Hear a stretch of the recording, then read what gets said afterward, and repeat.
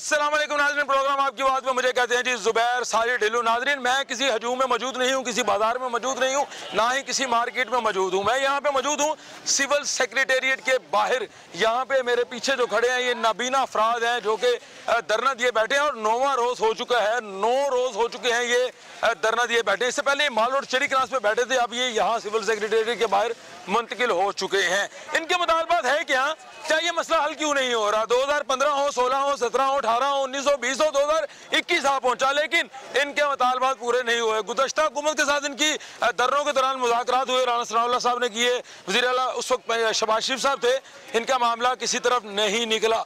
मौजूदा हुकूमत उस वक्त अपोजिशन में थी, तब इनके साथ धरने में बैठती थी। अब ये हुकूमत जो है ये गवर्नमेंट में है और उस वक्त जो अपोजिशन इस वक्त गवर्नमेंट में है और ये लोग जो उस वक्त गवर्नमेंट थे अब अपोजिशन में है, लेकिन मौजूदा हुकूमत का कोई शख्स इनके साथ मुज़ाकरात करने नहीं पहुंचा।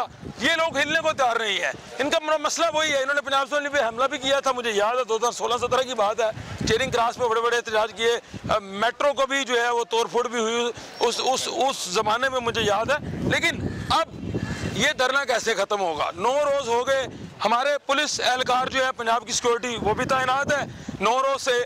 उसके अलावा आज जो है मसला पड़ा है वो ये पड़ा है कि पंजाब असम्बली का जो मेन गेट है जहाँ से दाखिली खारजी रास्ता है, ब्यूरोक्रेसी सारी आती जाती है, लोग आते हैं, वो दरवाज़ा जो है मेन बंद कर दिया गया है क्योंकि यहाँ ट्रैफिक के लिए कोई बैरियर लगा दिए हैं, कोई रास्ता नहीं है, कोई शख्स आमदोरफ्त में आम लोग आ नहीं सकते।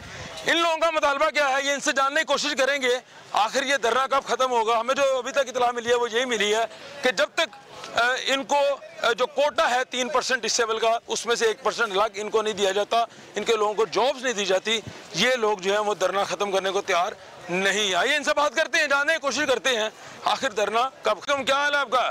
ठीक ठाक, सेहत ठीक है आपकी? 9वां रोज़ हो गया धरना दिया हुआ है, कोई बात नहीं सुनने को तैयार? जी बिल्कुल ऐसे ही है, क्योंकि 9वां रोज़ दाखिल हो चुका है, 9 बल्कि इख्तिताम पजीर हो चुका है। अच्छा। और अब तक की हुकूमत के किसी भी नुमाइंदे ने आगे कोई भी बातचीत नहीं की। पहले हमने वहाँ चेरिंग क्रॉस पे धरना दिया, वहाँ पे भी नहीं आए, इधर यहाँ आए तो यहाँ पे भी किसी ने। अब धरना ख़त्म करने लगे हैं आप? नहीं। अच्छा। इंशाल्लाह अपने आप को जब तक हम हासिल नहीं करेंगे तब तक यहाँ से नहीं जाएंगे। यार 2016 से आप लाहौर में धरने कर रहे हो, फिर धरना खत्म भी हो जाता है, मुज़ाकरात भी हो जाते हैं, फिर नाकाम भी हो जाते हैं, फिर आप धरना देने आ जाते हैं। हुकूमत वादे वईद कर लेती है, अच्छा, रिटन फॉर्म में भी दे देती है, लेकिन उस पर इम्प्लीमेंट। कब से धरने दे रहे हो? मुझे तारीख बताओ जरा अपने धरनों की। धरने हम 2015 से दे रहे हैं। अच्छा, बड़े बड़े धरने कहाँ पे दिए आप लोगों ने? बड़े बड़े धरने यहाँ इधर लाहौर में ये चेरिंग क्रॉस पे भी दिए हैं, असम्बली हॉल के सामने मतलब देते रहे हैं। मुझे याद है आपने पंजाब असम्बली के बाद चढ़ाई कर दी थी, दरवाजे पे तोड़फोड़ भी की थी, याद है आपको कुछ? उस एहतजाज में दरअसल मैं शामिल नहीं था, मैं उस टाइम यूरोप गया हुआ था खेलने के लिए। खोलने के लिए? आप क्या खेलते हैं? मैं ब्लाइंड बेसबॉल टीम का प्लेयर हूँ। प्लेयर हो? National team? इंटरनेशनल टीम के। अच्छा, तो आप क्यों धरने में बैठे हो? आप तो अच्छा पैसा भी कमा लेते हो। हैं? ऐसा होता तो फिर मैं यहाँ क्यों आता? क्या नाम है आपका? मैंने पिछले 8 दिन से मेरा नाम मोहम्मद शराज है, पिछले 8 दिन से मैं रोड। मोहम्मद शराज नाम है जी, और बेसबॉल टीम के हमारे नेशनल टीम के ये प्लेयर हैं। तो यार आपको कोई तनख्वाह नहीं मिलती? नहीं।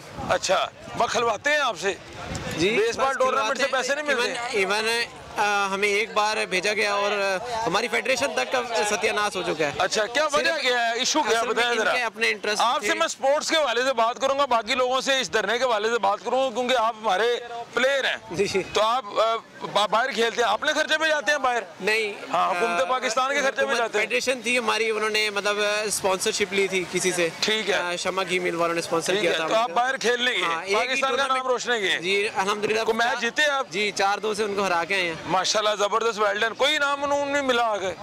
बिल्कुल भी नहीं।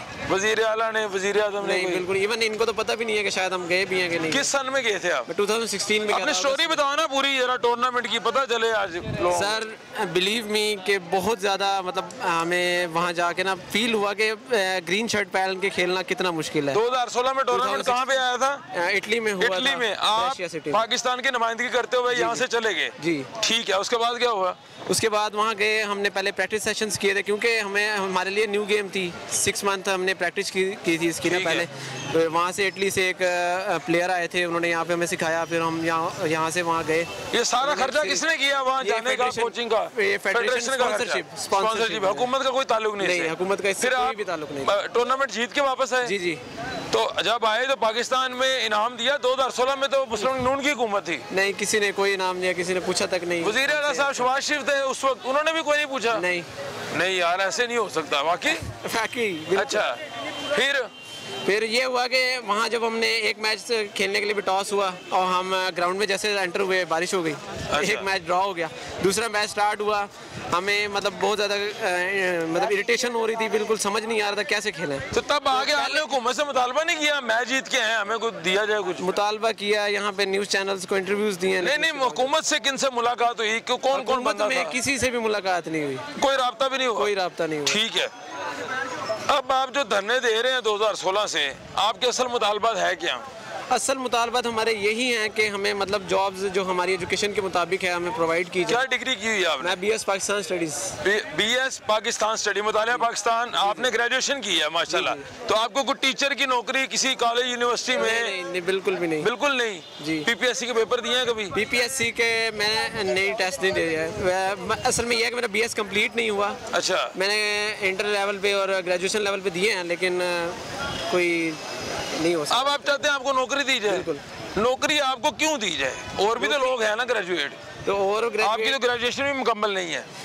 देखें ना, क्योंकि अगर इसलिए आप नबीना अफराद हैं, उस कम्युनिटी का हिस्सा है, इसलिए नौकरी दी जाए, या कोई कोटा होना चाहिए? कोटा होता है हमारा स्पेशली ना। अब जाहिर बात है इंटर बेस पे भी सीट्स आती हैं, ग्रेजुएशन बेस पे भी सीट्स आती हैं। वो ग्रेजुएशन बेस पे सीट्स क्यों आती हैं फिर? अच्छा, हमें अगर कहते हैं कि मास्टर्स लेवल के स्टूडेंट्स भी यहाँ बैठे हैं, ठीक है, अब उनसे पूछ सकते हैं, उनमें से भी किसी को जॉब नहीं मिली। और मास्टर लेवल के स्टूडेंट नायब कासिर या इस तरह की जॉब कर रहे हैं, पहले स्केल वाली। अब हुकूमत से क्या मुतालबा बता दो मुझे? हमारा हुकूमत से यही मुतालबा है कि हमारी एजुकेशन के मुताबिक हमें एजुकेशन के मुताबिक जो है वो जॉब देनी चाहिए। माशाल्लाह बेसबॉल के ये प्लेयर हैं और कहते हैं कि 2016 में इन्होंने टूर्नामेंट जीता। हाँ जी भाईजान, आपकी क्वालिफिकेशन क्या है और आप क्या चाहते हैं, यहाँ क्यों बैठे हैं? जी, मेरी क्वालिफिकेशन मैंने मास्टर्स किए हैं 2 सब्जेक्ट्स में, एक इंग्लिश लिटरेचर में और एक अल्लामा इकबाल ओपन यूनिवर्सिटी से। अच्छा। मैं स्पेशल एजुकेशन किया। ठीक है, 2 मास्टर्स किए हुए हैं। अब आप क्या चाहते हैं? अब मैं जॉब चाहता हूँ। और आप जैसे वो भाई से पूछ रहे थे ना कि आपको क्यों जॉब दी जाए, क्योंकि और भी तो लोग हैं। हाँ, लोग पूछते हैं ना, तासुर है कि भाई क्यों जॉब दी जाए। तो मैं आपको ये बताऊँ, मैं आपको तो फर्स्ट टाइम धरने में आया हूँ, वरना पहले मैं कभी धरने में नहीं आया, क्योंकि जब तक मैं स्टडीज़ कर रहा था उस वक्त तक मैंने सोचा था कभी जॉब की तरफ नहीं, स्टडी कंप्लीट हो जाएगी तो फिर मैं जॉब की तरफ जाऊँगा। और आपको तो पिछले साल लेक्चरार की जो जॉब्स आई थी, और उसमें मैंने लेक्चरार की जॉब पे अप्लाई भी किया था, वो ये इंग्लिश लेक्चरार के लिए। आपने PPSC का पेपर दिया था? पंजाब पब्लिक सर्विस कमीशन का पेपर दिया था? जी, और मेरा वो पेपर भी पास हो गया था। पास हो गया? इंटरव्यू हुआ फिर? इंटरव्यू नहीं, मैं आपको ये बता दूं कि वो जो मेरिट बना था ना इंटरव्यू के लिए, आपको तो वो शॉर्ट लिस्ट जो करते हैं। अच्छा, बताएं सारा क्या हुआ। तो उसमें आपको तो जो मेरिट बना था डिसेबल कोटे का ना, वो 46 मार्क्स का बना था, और मेरे जो नंबर थे वो 43 नंबर थे। तो आप तो फिर मेरिट से नीचे आ गए ना? नहीं, मैं आपको बता रहा हूँ ना, तो अभी मैं आपको वही बता रहा हूँ कि अब मेरे जो नंबर थे वो 43 थे, और वो 43 भी थे। अगर मैं ये जो हमारा ये मुतालबा है कि हमारे जो 3% कोटा है डिसेबल का, उसमें से आप हमारा 1% अलग कर दें। अगर ये हमारा 1% कोटा अलग होता तो हम आज शायद मैं आज आपको बताया इंग्लिश लेक्चरर के लिए सिलेक्ट हो चुका। नहीं, सिंपल सी बात ये है, आपने बोला कि 3% डिसेबल का कोटा था। जी, जी, जी। 46% मेरिट बना, आप तो 43% बने। 43। अब आप उस मेरिट से नीचे आ गए, तो इसका मतलब आपको जॉब नहीं मिली। तो मेरिट पे फैसला किया हुकूमत ने? नहीं, मेरिट पे फैसला तो किया, लेकिन दूसरी बात आप ये भी देखें ना, आप चाहते हैं कि डिसेबल में से भी नबीना अफराद का अलग कोटा होना चाहिए? अलग कोटा होना चाहिए। और दूसरी बात जो आप कह रहे हैं ना कि मेरिट पे फैसला हुआ, मेरिट पे आपको तो जो डिसेबल सर्टिफिकेट जो लोगों को बना के देते हैं ना, उनके साथ जो डिसेबिलिटी होती है वो बिल्कुल माइनर से डिसेबिलिटी। मतलब आप समझते हैं कि डिसेबल सर्टिफिकेट जाली बना के दिए जा रहे हैं? जाली बना। कोई है स्टोरी आपके पास ऐसी? आपने देखा कभी किसी को? स्टोरी असल में यूं, मैं आपको कौन बना के देता है सर्टिफिकेट?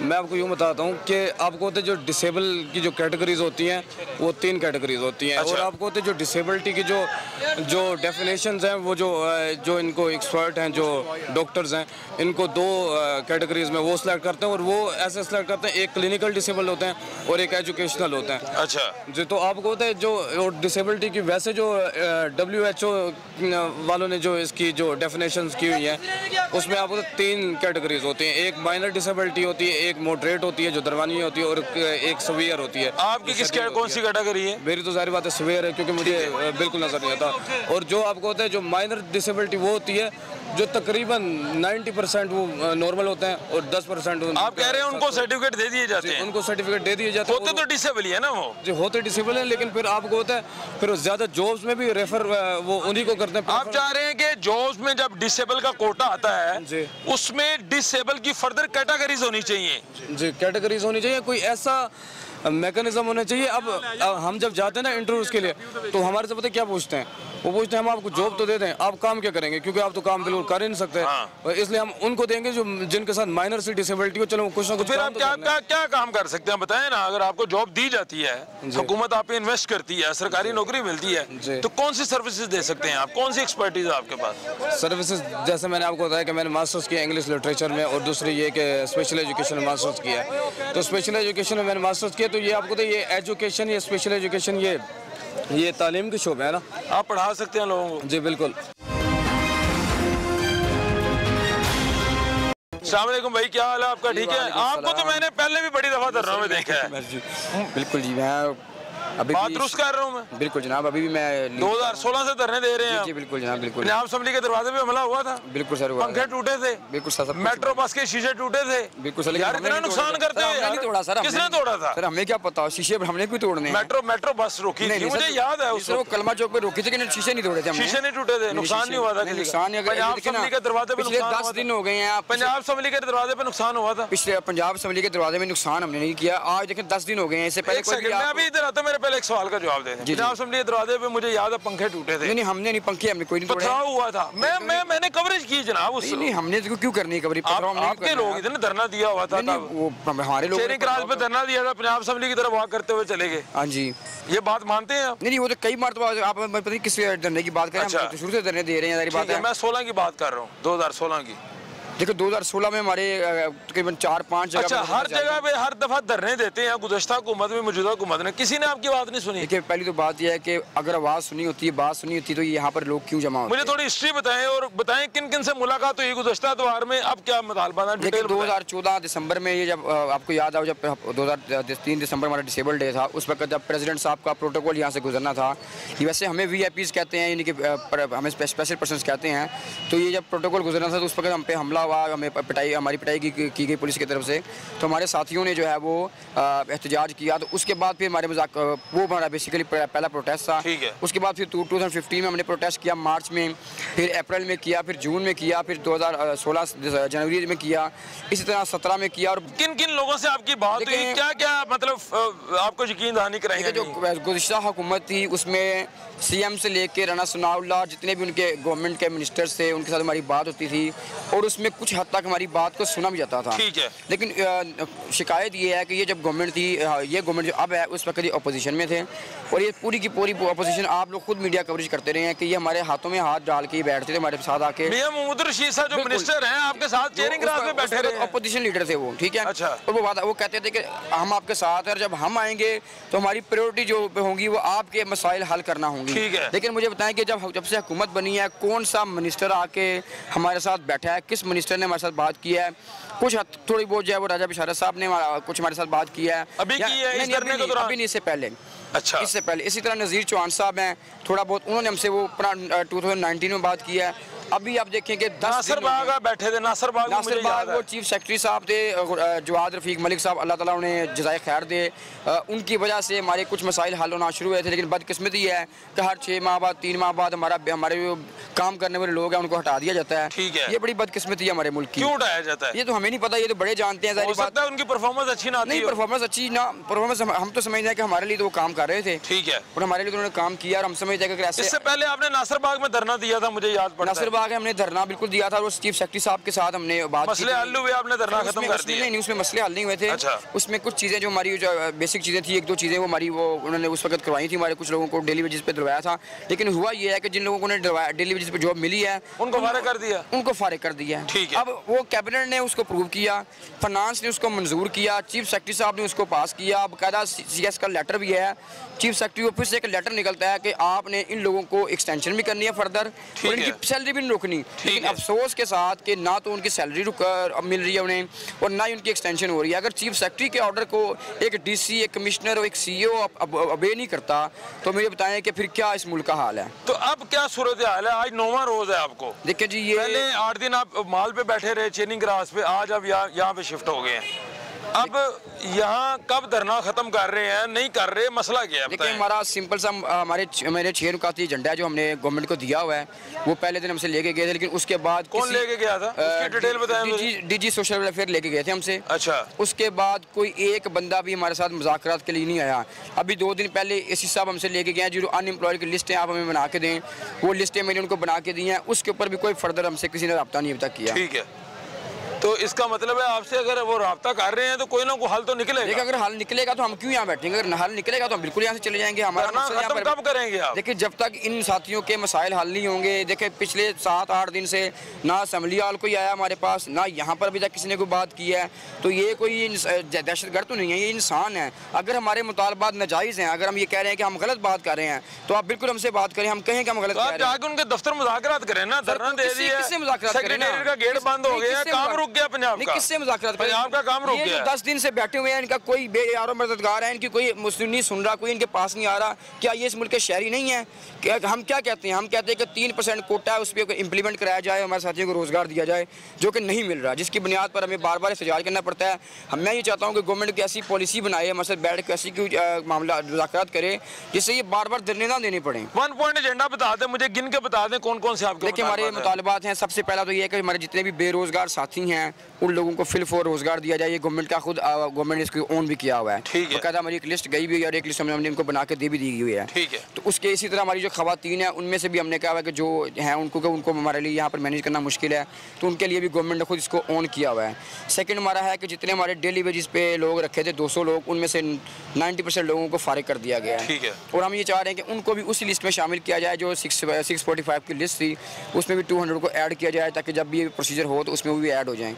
इसके अलावा स्पेशल एजुकेशन महकमा एक ऐसा महकमा है जो हमारी मदर अकेडमी है, जो हमारी माँ का दर्जा रखता है और वो हमारी तालीम का जिम्मेदार है। लेकिन अभी आप दोस्त से बात कर रहे थे, सबसे बड़ा इशू ये है कि हमारी एजुकेशन ही सही नहीं हो रही है, हमारी बेस ही सही नहीं बन रही है। स्पेशल एजुकेशन में आप कह रहे हैं गवर्नमेंट आपको इन्वेस्ट बहुत ज़्यादा हमारे ऊपर हो रहा है एजुकेशन के ऊपर, लेकिन उसका जो रिजल्ट है वो ज़ीरो है। हमारी जो टीचर्स हैं, हमारे जो स्पेशली नॉर्मल लोग हैं, ये सीटें हमारी थी, हमारे ब्लाइंड लोग पढ़ाते थे, जैसे ये सेंटर्स बने हैं, इदारा जो है वसी इसमें ये वसत आई है, तो अब नॉर्मल लोग, ये ख़ानदानी महकमा है, इसमें सिर्फ 6-7 लोगों के ख़ानदान जो हैं वो यहाँ इस महकमे में काम कर रहे हैं। बड़ा इल्जाम लगा रहे हैं। मैं आई हैव प्रूव्ड दैट। अच्छा, मैं आपको ये सच बता रहा हूँ कि अगर गवर्नमेंट कभी बैठ के हमारे साथ बात करे, हम इंशाल्लाह इसको प्रूव करेंगे कि जो हमारी सीटें थी, जो हकूक हमारे थे, वो हमारे हकूक तलब किए, हम क्यों यहाँ पर आते हैं। स्पेशल एजुकेशन में जो हमारे ब्रांड लोगों की सीट्स थी वो नॉर्मल लोगों को दे दी गई हैं। और इसी तरह हमें 22 दिसंबर को आपने देखा था कि हमें मारा गया, डीजी सोशल स्पेशल एजुकेशन की तरफ से एप्का के थ्रू में मरवाया गया। ठीक है, हम लोग अपने हकूक के लिए वहाँ गए थे, हमारी बात नहीं सुनी गई और आज उसी डीजी को गवर्नमेंट जो है वो प्रेफरेंस दे रही है। अब मुझे ये बताएं कि ठीक है आपके मुतालबात मैंने तसल्ली सुने हैं, आपको 9 दिन से खाना कौन खिला रहा है? सर यकीन करें कि कभी किसी से कहते हैं, कभी कोई यहाँ बैठे हुए को दे जाता है, कोई भी परेशानी हाल नहीं है। ये नहीं पता होता कि अगर एक टाइम का खाना इनका आ गया तो दूसरे टाइम का खाना कहाँ से आएगा। अब सेक्रेटेरिएट गेट बंद कर दिया आपने, पता आपको? सारी बात है, पता है। तो पंजाब का ब्यूरोक्रेसी काम रुक गया फिर? सर मुझे बताइए, ये ब्यूरोक्रेसी जब से हम उस दिन से हम कह रहे हैं हम सीएस साहब हमसे मिले, हमारी बात सुने, हमसे मुज़ाकरात करें, ये क्यों नहीं कर रहे? अब क्या ऐसा काम होगा कि आपका धरना खत्म हो गया? लेकिन हमें यहाँ से किसी से कोई मुलाकात की जरूरत नहीं है। अगर कोई मुलाकात करेगा तो हम जरूर जाएंगे, लेकिन जो हमारे मुतालबात हैं वो हल किए जाएं, हम यहाँ से चले जाएंगे। वरना नहीं जाएंगे जी, बड़ा वाज़ेह पैगाम दे दिया, कह रहे हैं वरना नहीं जाएं। मुझे ये बताएं कि माल रोड पे आप बैठे थे, यहाँ शिफ्ट हो गए जी, को फायदा हुआ यहाँ आने का? सर अभी तक तो कोई फ़ायदा नज़र नहीं आ रहा। बहरहाल हम इस चीज़ ये फ़ायदा ज़रूर हुआ है कि हमारी बात जो है वो आम पब्लिक तक पहुंच रही है। ठीक है, जिसके बाद हमारा मौक़िफ़ वाज़ेह हो जाएगा, लोगों को अंदाज़ा हो जाएगा कि हम खामखा नहीं बैठते। आपकी बात 2016 में भी पहुंची थी, 17 में भी पहुंची थी, 18 में। यार हर साल धरना देना शुरू कर देते हैं आप। सर गवर्नमेंट चाहती यही है, क्योंकि जब भी हम धरना देते हैं, गवर्नमेंट भी यही चाहती थी, उनको क्या फ़ायदा? बिल्कुल यही चाहती थी, क्योंकि ये तो सर उनसे पूछना कि उनको इस तरह से क्या फ़ायदा होता है। मेरे ख्याल से तो आवाम तंग करके शायद उनको खुशी मिलती है, क्योंकि ज़ाहिर है जब हम प्रोटेस्ट करते हैं तब थोड़ा सा कुछ दे देते हैं, कुछ जॉब्स दे दी, जैसे कि अब जो गुज़श्ता हुकूमत ने आपको काम किया या आपको गोली करवा दी थी? सर गोलियां तो ये भी करवा रहे हैं, वो भी उन्होंने भी कौन सी गोली किस किसने करवाई बताओ जरा आज? सर एक बार तो ऐसा हुआ था कि 2015-16 की बात है, नून लीग की हुकूमत थी, तो राना सनाउल्लाह को टास्क दिया गया था कि आप ब्लाइंड अफराद को जब वो टैकल करें। ठीक है। उन्होंने शाम के टाइम कहा कि जी हम आपको, खुशी की बात है जी, आपके मुतालबात मान लिए गए हैं। ठीक है। हम आपको पहले बिरयानी खिलाएंगे, उसके बाद आपको नोटिफिकेशन देंगे। ठीक है। पहले बिरयानी खिलाई, उसके बाद कच्ची पेंसिल से जो है ना वो नोटिफिकेशन लिख के दे दिया। अच्छा। वो तो जब मीडिया के हमारे आपके साथी जो है उन्होंने उनसे बात हुई तो उन्होंने बताया कि आपका तो कच्ची पेंसिल से लिखा हुआ। तो इस तरह से यानी ब्लाइंड लोगों के साथ इस तरह से धोखे किए जाते हैं, जबकि आप खुद अंदाज़ा लगाएं कि हमें जो है वो स्पेशल अफराद, VIP, इस तरह के मतलब के वर्ड्स से नवाजा जाता है। तो मौजूदा हुकूमत में भी किसी ने गोली करवा दिया आपको? सर बिल्कुल 2019 में 35 दिन का हमारे साथ मुआहदा हुआ था, कहा कि 35 दिन आप शेल्टर होम लारी अड्डा में रहें। किसने मुआहदा किया था, कौन बंदा था? इसमें नज़ीर चौहान और बाकी दिगर जो हुकूमती ओहदेदारान है वो शामिल थे। ठीक है। मिनिस्टर लेवल पे। ठीक है। तो उन्होंने हमारे साथ ये मुज़ाकरात किए थे और एग्रीमेंट किया था, और 35 दिन तो क्या, आज आप देख लें कि तीसरा साल है हमें मुसलसल एहतजाज करते हुए, वो एग्रीमेंट ही पूरा नहीं हो रहा। एग्रीमेंट पूरा नहीं हुआ। एग्रीमेंट में क्या क्या मुतालबात है? एग्रीमेंट में यही मुतालबात है कि जितने भी बेरोजगार लोग हैं उनको जो है वो रोजगार दिया जाएगा। इसके साथ साथ 645 की जो उस वक्त लिस्ट थी डेली वेजेस की, उनको कॉन्ट्रैक्ट दिया जाएगा according to education and according to skills.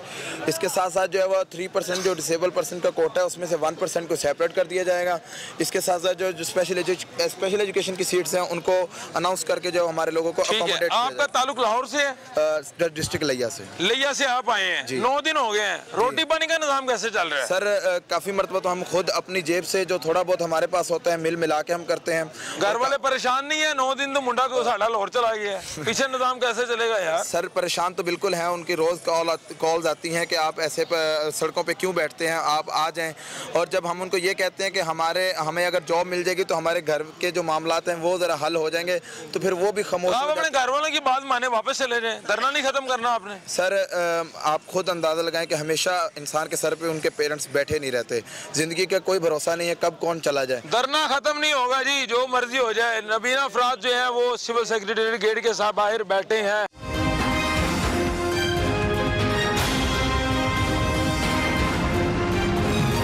हाँ जी, अस्सलाम वालेकुम, क्या हाल है? आपका ताल्लुक कहाँ से है? लाहौर से। लाहौर से ही है आप? तो ये तो फिर आपके मेहमान हुए ना।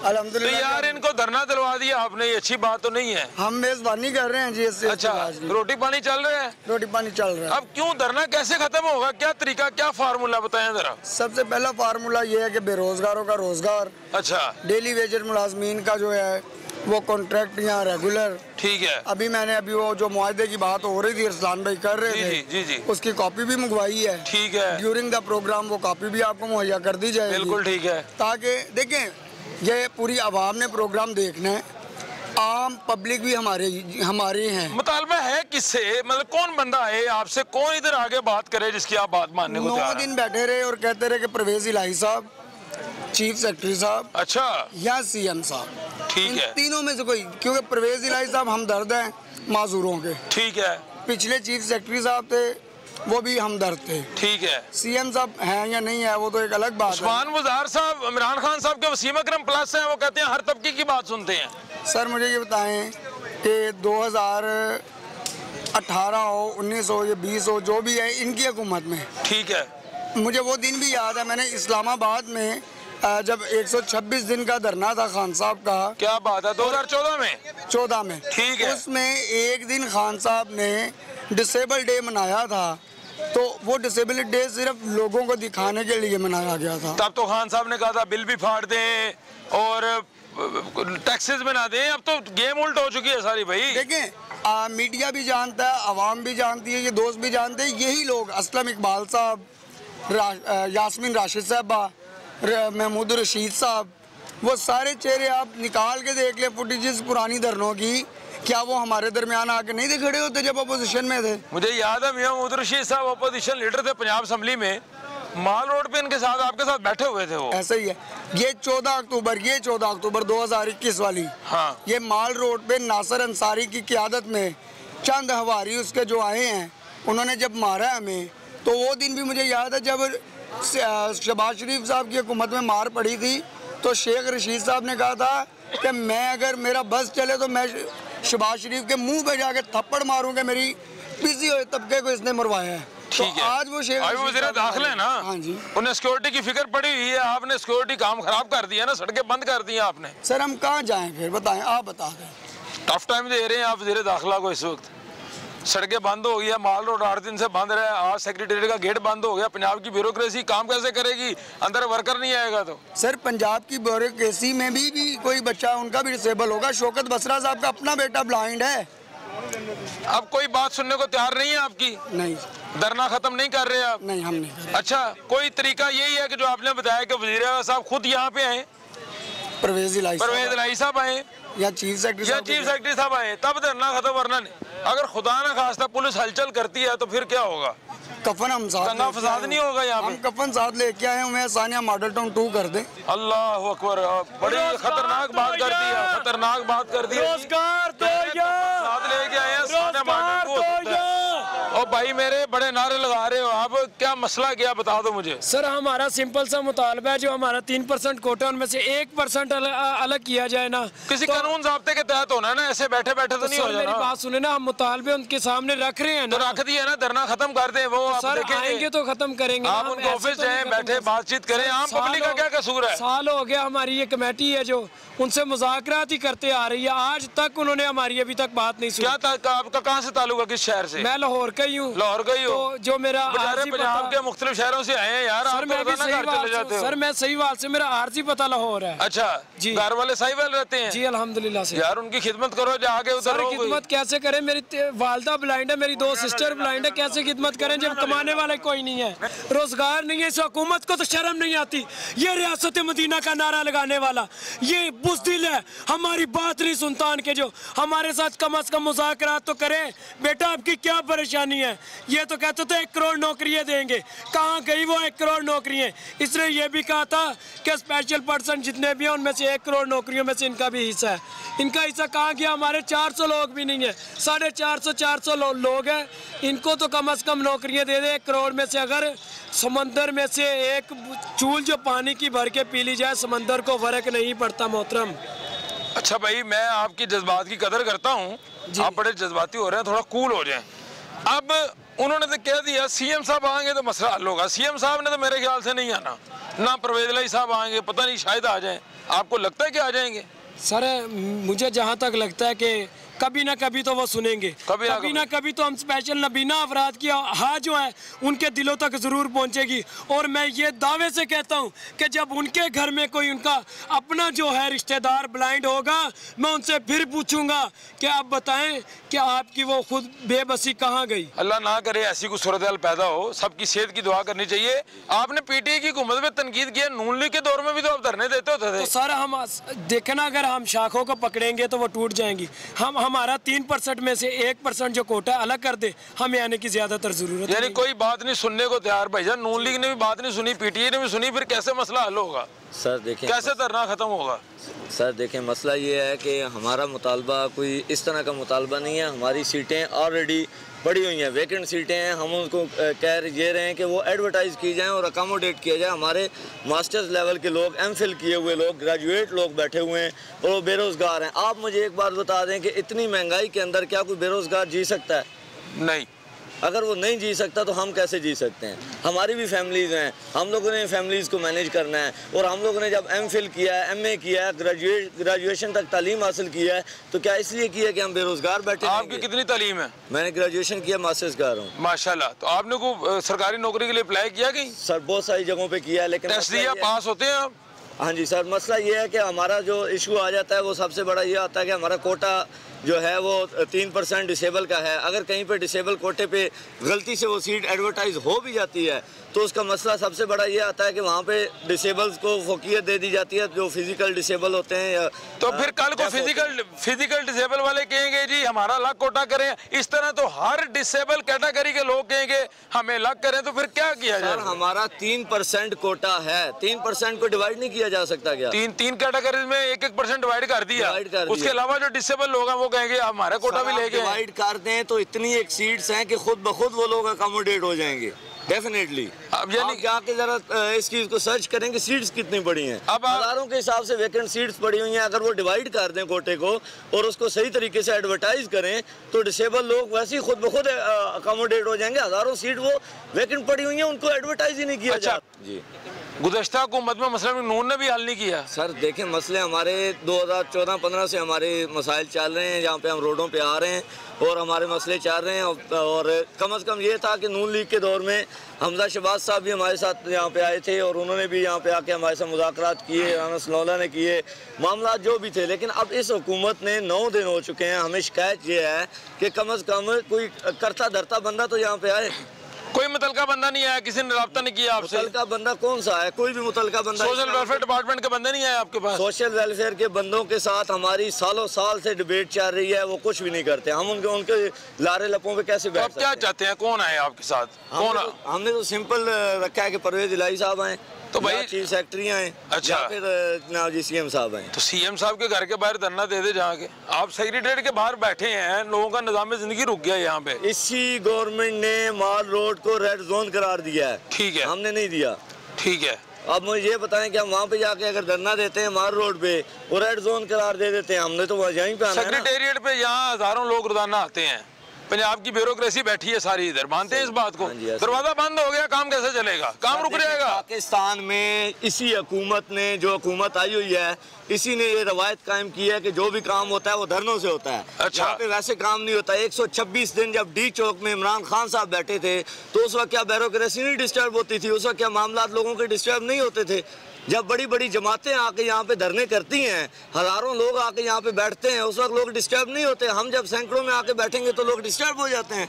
अवामी तासुर है ना, इसलिए पूछ रहा हूँ, पूछना भी बनता है। अवामी तासुर का ही मैं जवाब दे रहा हूँ कि अवामी तासुर को हमारे साथ यकजहती करनी चाहिए। मैं प्रोग्राम करने आ रहा था तो मुझे एक बंदे का फोन आया, उसने कहा यार ये इतने सालों से नबीना अफराद का धरना हो रहा है, आप कवरेज करने जा रहे हो, तो लोग पूछते हैं कि ये इनका मसला क्यों नहीं हल रहा? कहीं हुकूमती सतह पे फॉल्ट है कहीं ना कहीं, या इन लोगों में कोई प्रॉब्लम है? आप हमें ये देखें ना कि 2 साल पहले 2019 में ये मुआहदा हुआ कि नाव जी 35 दिन में हम आपको अकोमोडेट करेंगे। तमाम रिटर्न मुआहदा है। बिल्कुल ठीक है।